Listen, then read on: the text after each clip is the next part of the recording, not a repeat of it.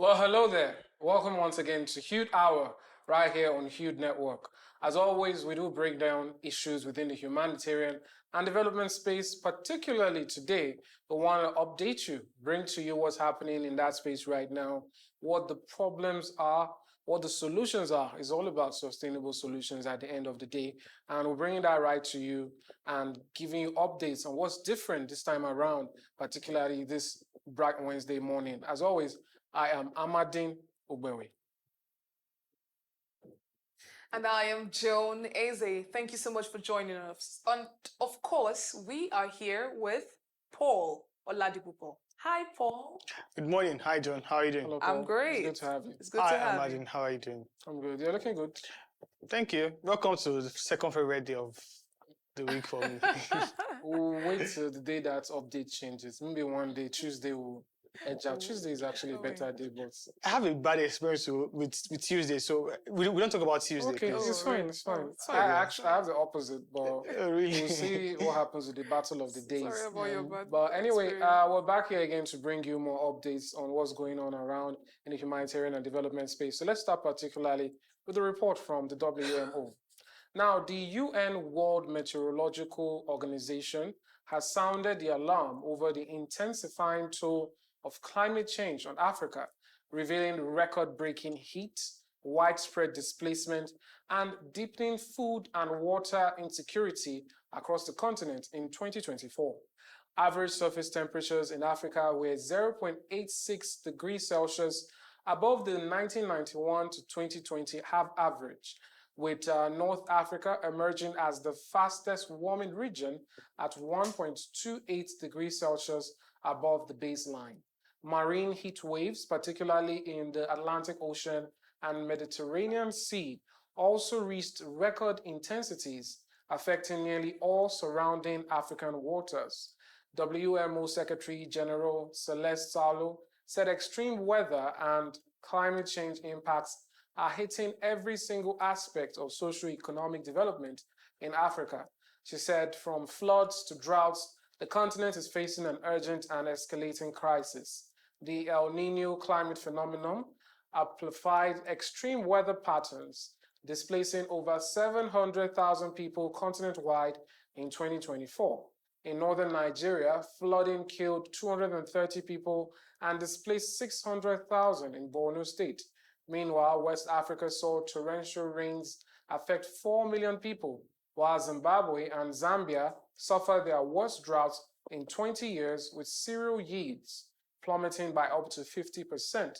South Sudan exemplifies the crisis as flooding last October impacted 300,000 people, killing livestock and contaminating water in camps already strained by conflict. Heat waves added further strain as March temperatures hit 45 degrees Celsius in South Sudan, forcing school closures, with UNICEF estimating 242 million children globally missed out in 2024 due to extreme weather, many in sub-Saharan Africa. As rising temperatures worsen, droughts disrupt agriculture and deplete water resources, WMO called for urgent climate adaptation and resilience measures, emphasizing Africa's disproportionate vulnerability to a crisis it has contributed least to. Now, it's a crazy report there, but it is worthy to note that WMO has revealed or has released different kinds of dissimilar reports in different iterations, and usually always Africa is the one suffering the most while contributing least to the problem. We have back a few years ago, the AFDB also basically noted that 7 out of 10 countries that were most affected by climate change were African countries. 7 out of 10, that's just 3 that didn't make the cut. So it's a dire problem. We also have reasons why this happens. On the flip side, we have that Africa has some of the highest rain-fed agriculture. So when you have an agricultural system that depends somewhat heavily on the natural forces, as we might call it here, when those natural forces are disrupted, which is essentially what climate change is, we see that this continent gets to bear the brunt of it, and they're not the most developed, they're not the most industrialized. So ironically, even though they are not doing things that contribute to the problem, they are also not equipped enough to protect themselves. And the reason they are not equipped enough is because they didn't cause as much problems. They didn't lead to more greenhouse gas emissions as others who did. So it's a dicey situation, and I think at the end of the day, developed nations must continue to play their part to help Africa, because again, we're all sharing the world. I know Elon Musk is working on getting Mars to be a livable colony, but as of now, we only have one Earth, and at the end of the day, if your actions are causing problems and you're not willing to help those who are getting affected by it, there's going to be a problem. Because all these African countries, most of them, a lot of them, if not all of them, have already agreed to things like the Paris Agreement, and they just need that support to get to the next level. Oh, that's actually well detailed. You called it a crazy report. I would rather refer it to as a well detailed report, and also it puts us all on our feet. I mean, we are talking about how in Africa, out of the 10 countries that are most troubled by climate, we have 7 out of those countries, and it just tells us already in Africa, there's already high temperature already, and with climate change, it's increasing temperature again, and with increased temperature comes drought. And you also earlier mentioned that most of our agriculture here in this side of the world is dependent on rain, basically, and also even outside drought, we also face the issues of flood. And with flood comes its own problems as well. More contaminated waters, more water insecurity, and then we're seeing here and there also displacement of people as well. And you see, climate change at the end of the day has a long-term effect, especially here in Africa. We're seeing climate change that disrupts agriculture, people's livelihoods. In the news today, it was read about how it disrupted students from getting proper education as well. And also, we're also looking at food insecurity and also water insecurity. A large number of population here in Africa, or a population, a very huge population here in Africa already, is faced with food insecurity. And now you're bringing this to the table again. And then we're looking at also how it also will scale back large-scale development at the end of the day. And then I think the next thing that we should be looking at now is actually the action plan to all of these things. Yeah, to add up to that, the action plan for me is going to be a clarion call for all hands should be on deck, because all the phases you've mentioned is very important. Climate change affects everywhere, the agricultural system, the water, the food, which is very important, and, making people internally displaced, moving from one particular place to another, and all that. So the action plan is very important for people to make sure, draft out policies and strategies as well to make people follow, and all the international organizations, NGOs, the government policies as well should endeavor to make sure that these strategies and policies are followed, to make sure that this particular issue of climate change is not going to affect people and affect Africa as a continent. Exactly, very important. Let's go look at our verified voices. Today this is a very interesting one, because I like this person's username. It's a very funny one. She says, name cannot be blank. And actually, very important to stress that. Exactly, you said I should put something there, and I can't leave it blank for you. So let's see what she's saying. For that one, name cannot be blank. She says, extreme weather conditions have intensified, and we should stop being passive. From a record number of heat waves in 2023-2024, devastating wildfires, worst drought in 40 years, mentioning 2022, 2023, and also 2024, and now heavy rain. We can't just imply that there is climate change and leave it at that. Name cannot be blank has said it all. And I mean, it's a call to action, just like we've said, that everyone has to get on board, get something doing, get a plan as governments create policies that with climate resilient practices ensure that whatever policies are put in place help to mitigate all of these things. Try to plan for proper water management as well. Invest in infrastructures. Try to look for how food can be more secured in your countries. And also international bodies also should help to educates people in places where they seem to not do what they ought to do or know what to do. They should also try to draft up policies that will help to mitigate all of these things. And also, we as individuals as well should try our best possible to ensure that we're not adding to the problem at the end of the day. Indeed, climate education, very important, and Exactly. we do hope people get more of that. The facts can no longer be ignored.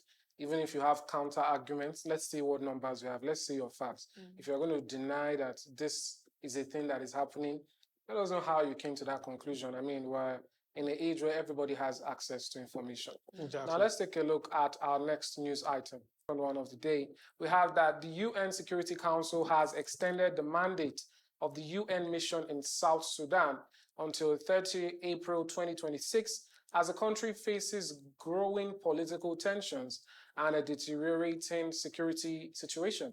Adopted by a majority vote, Resolution 2779, tabled by the United States and backed by 11 members, authorizes UNMISS to continue using all necessary means to protect civilians, support humanitarian aid delivery, uphold the 2018 peace agreement, and investigate human rights violations. China, Russia, and Pakistan abstained from the vote. The extension follows a temporary 9-day rollover approved on 30 April, which gave council members more time to negotiate the full renewal. UNMISS, established in 2011 following South Sudan's independence, will maintain its authorized strength of 17,000 troops and 2,101 police officers. The Council also signaled it may adjust force levels in response to evolving conditions on the ground. UN officials warned the country is inching toward renewed conflict. UNMISS Chief Nicholas Haysom told the Council in April that the 2018 peace accord between President Salva Kiir and First Vice President Riek Machar is unraveling, with recent developments involving the latter's arrest and a spike in violence reminiscent of the deadly conflicts in 2013 and 2016. The resolution condemns sexual violence, child soldier recruitment, and obstruction of humanitarian operations. It also presses South Sudanese leaders to expedite electoral preparations, adopt a legislative framework, and organize free and fair elections. Speaking before the vote, U.S. Acting Representative Dorothy Shear urged international unity to bring South Sudan back from the brink, stressing that UNMISS's goal is to eventually make peacekeeping unnecessary. I think that's a lofty way to put it. As we know, there have been various arguments against the UN mission, for and against actually, and some persons have always suggested a trusteeship where another nation basically has some level of management to ensure that a fairly new nation like South Sudan gets its affairs in order and is able to stand on its own. And this calls to mind some of the historical lessons we hear, where you hear that a dynasty, or using old terminology, the worry for a dynasty is not within its first year of being formed or second year. It's the year where succession begins to happen, where those who perhaps directly fought for a cause are now being succeeded by others. Now, 2011 to 2025 might seem like a long time, but in the framework of the age of a country, it's still relatively short. So it's not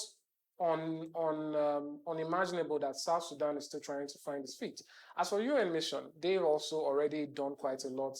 They've done their best to protect citizens, and a lot of people have actually lost their lives in this mission. And I think the average person might not be aware what arrangements like the UN mission is about, where you have soldiers being contributed from different countries. We have India, we have Nigeria, we have so many more bringing in for the military, for soldiers.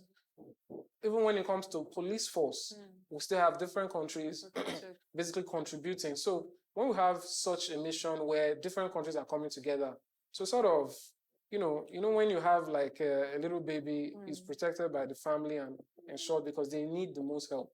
So this extension is something that we look to seeing how it further helps because, like they've indicated, there are chances that things might be deteriorating further. So when we have peacekeeping being done in a way to ensure that peacekeeping is not necessary anymore, because the point of the UN mission should be that we want to help you to the point where you don't need us anymore. And that's what we're looking forward to seeing, where they can now pull out and the functioning system will continue with its own sovereignty without any of the bloodshed that we've been seeing. Let's come back again a bit to when UNMISS was actually inaugurated. That's as far back as 2013, and the goal was just to help the new country to we just gain its our independence, to try to ensure and also to consolidate peace, basically. Yeah, and this was the UNMISS was brought into play after the outbreak of a civil war in 2013, and it was actually for a long period of time. I think there was a time, I think that's in 2014, where there was actually more like a peace agreement, and then things went south again. But that's not the issue here. To see that since 2013 down to 2025, and now the UNMISS is still trying to extend their mission, it shows that there has not been progress being made, basically, in terms of ensuring that there's peace.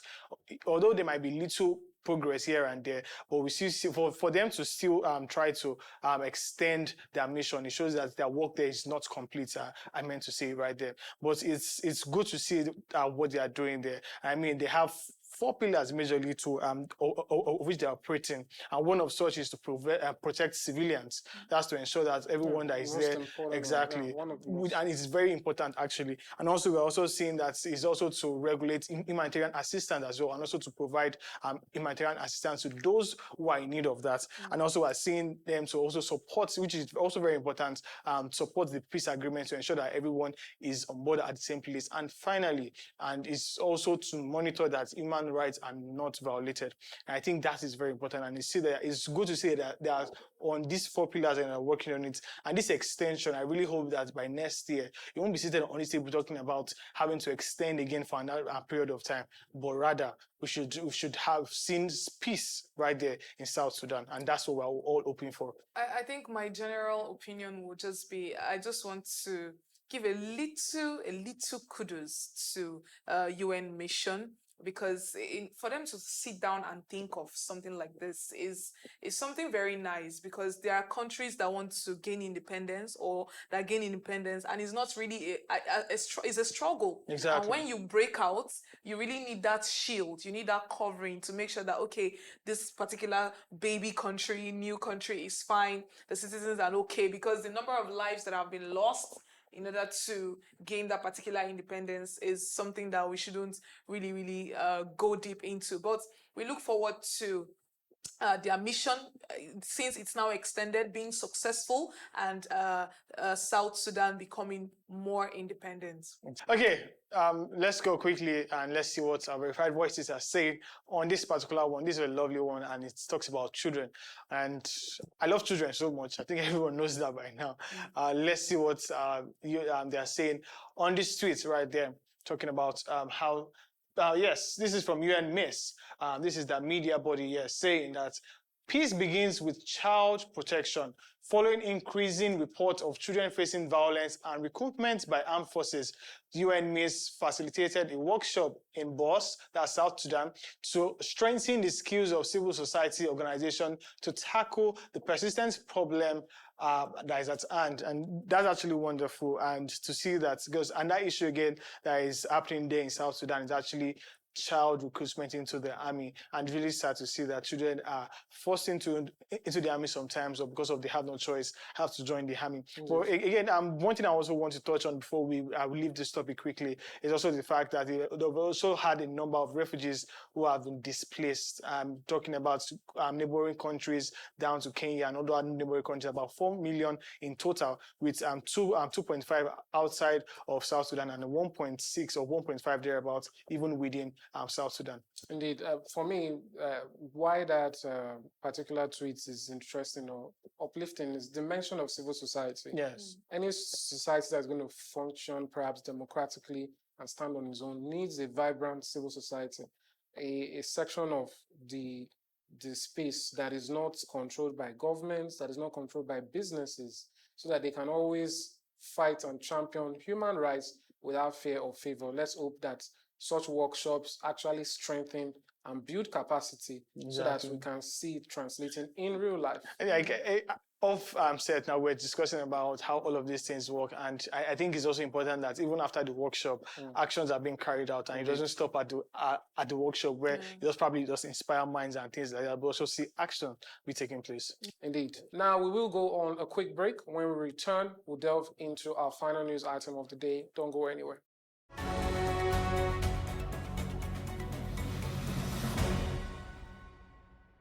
You're welcome back. Thank you for joining us. We move to the final news item we have.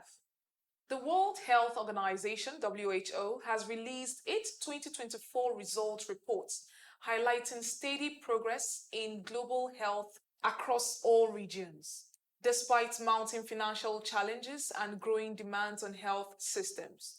The report's a midterm review of 2024-2025 program budget outlines progress made under WHO 13th General Program of Work.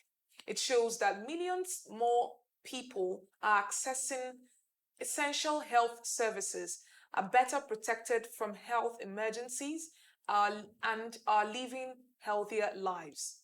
Progress was reported on WHO's 3 billion targets. First, 431 million more people are now covered by essential health services. Also, 637 million more people are better protected from health emergencies. Also, we have 1.4 billion more people are enjoying better health and well-being, surpassing the original targets. The report notes gains in areas such as contraceptive access, HIV treatment, tobacco reduction, clean fuel use, and WASH, that is water, sanitation, and hygiene. However, challenges remain, including financial hardship in accessing care, immunization gaps, obesity, alcohol use, and weakened pandemic preparedness due to reduced funding. In 2024, WHO supported emergency responses in 89 countries, coordinated polio vaccination for over 500,000 children in Gaza, distributed Mpox tests across Africa, and advanced efforts to eradicate guinea worm disease. It also helped 70 million more people access mental health care. WHO has emphasized the need for sustainable financing, and investment round has so far raised $1.7 billion in pledges from 71 contributors, meeting just over half of WHO's voluntary funding needs. Well, this for me is a good news, where almost literally half of the world has been covered with a medical line. You know, we've transited from yes, we still have challenges of existing viruses and diseases, and people that are still carrying those viruses, and still people that are yet to be vaccinated, people that have been vaccinated and all. But it's still a good news that we need to celebrate. And of course, in the course of our celebration, we shouldn't lag behind. We shouldn't relax. We should also push forward and make sure that people still have access. And in the angle of funding, it's also a good thing to observe and to behold that a good number of 71 contributors have contributed a good number of funding that will be pushed into it. And we look forward to more donors to go into the health sector, because when this is, we get to a world where everybody is covered, I think we will have a lot of things to celebrate. Indeed, and I think also one of the things that's very characteristic of the development space is appraisals. When you've done something, although to be fair, this is more of a self-appraisal. They are giving their own account of what they did, but it also signals to donors that perhaps they are transparent. You know, this is what we did and all of that. But that being said, the point of having numbers and figures is for you to plan, is for you to look at the gaps, is for you to see where have we done fairly okay, and where else can we move forward to? The year in review saw some, disease outbreaks. 2024 also saw mpox, re-emerging, becoming classified as a public health concern, and WHO was one of those, at the forefront of that. We had the Africa CDC as well, and I think particularly for me, with what we see in these reports is that the different regions also have their reports. Africa also submits a midterm report, so does other regions, to assess overall what's going on. And I think this is where we encourage more analysis from people who follow this, who are international actors and who are very deep in the development space, so that at the end of the day, we don't get it leaning towards, different ways. Those who are not big fans, so to speak, of the organization might want to say, well, we don't see anything you are doing. And those who are, very close to the organization might say, oh, we are doing perfectly well. But somehow it's usually in the middle, and we expect more independent analysis to happen so that the numbers that we are getting, we can make accurate decisions and forecasts with them. Well, you see, you are saying that they shouldn't beat their drums. I would advise them to beat their drums and also beat it loud, because they actually did the work. I mean, the work didn't just start yesterday, and it's good to see that the work is actually yielding results. So if your work is yielding results, I think you should beat your drums, and that's just on the flip side, yeah. But one thing I also love to draw out from the report is the fact that they also mentioned places where they still need to work on, talking about providing accessible healthcare services to people, because healthcare services are still expensive to people, and even some also the vaccination gap as well. That's the immunization gap. There are some immunization, there's some vaccines that are very expensive for people to afford, and so it's all of those kind of things that they should be looking at now in the coming years. Outside all of that, here we are seeing a society that is promoting more healthy lifestyles. I mean, now you would see people telling you on the internet, this is more safe, this is more safe to eat. Although you need to fact check most of those things that you see around, but there are a number of certified pages where you could also get information from them. And also, I think we should also praise WHO as well in that sense, because they always try to put information out there when needed. And I think it's also important for we as citizens as well to ensure that we stay informed. And another thing again that we should also try to do is to participate and also encourage participation in health programs like vaccinations. I mean, if the vaccines are there already, just go and take it. It's not that hard, especially when they are free. If they are not free, I think that's where the government now has to come into play as well. Probably state governments, international bodies as well, in trying to subsidize some of these vaccines so that it is more accessible for people to use. And also we should try to also advocate for better health services as well, health plans and all of those kind of things, talking about insurance, especially here in Africa where health insurance is not really a big deal. It's just coming up at the moment, where if you can also advocate for more things like that, where even the less privileged, even the most vulnerable are also insured. But quickly, let's take a look at our verified voices. I think this is also from WHO, talking about how they always put things out there online so that people will stay informed, which is also one thing that is very important, that we all stay informed about anything that regards health, because again, health is on us at the end of the day. Yes, like I said, this is from WHO. And it says the International Nurse Day. This International Nurses Day, we celebrate nurses, the backbone of global health systems. While nurses provide extensive care, only 42% of countries have mental well-being resources to support their nurses. Let's care for the careers. Hashtag health for all. Hashtag mental health.